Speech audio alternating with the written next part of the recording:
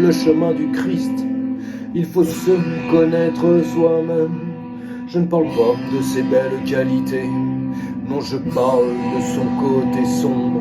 Certains ne connaissent pas leur côté sombre, souvent parce qu'ils ne veulent pas le voir, ou plutôt ne pas le reconnaître.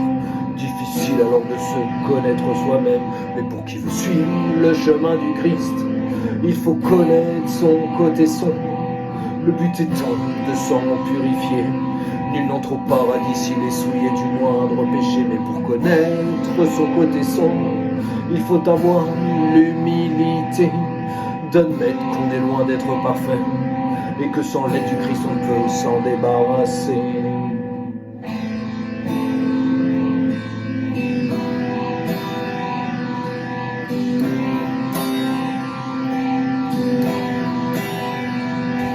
Croyez-moi, nous ne sommes que misère, au point même que celui qui le sait ne peut en prendre l'exacte mesure.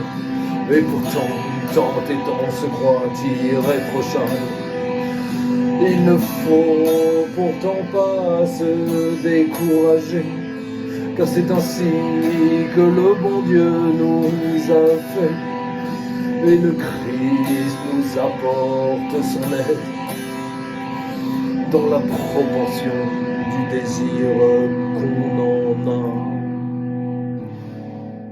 Mes frères, croyez-vous que ce soit aisé de connaître tous nos côtés sombres? Non, mes frères, ce n'est pas à notre portée.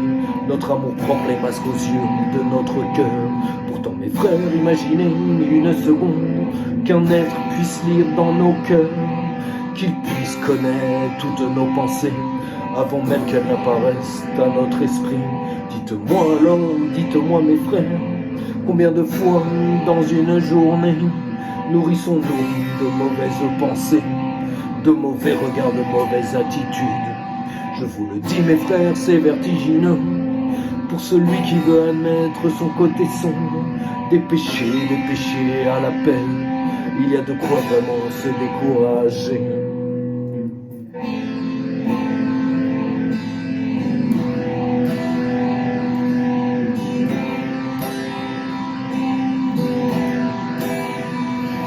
Croyez-moi, nous ne sommes que misère, au point même que celui qui le sait ne peut en prendre l'exacte mesure.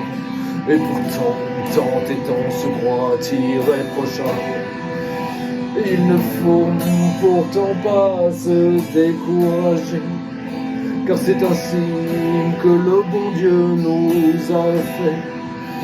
Et le Christ nous apporte son aide dans la proportion du désir qu'on en a.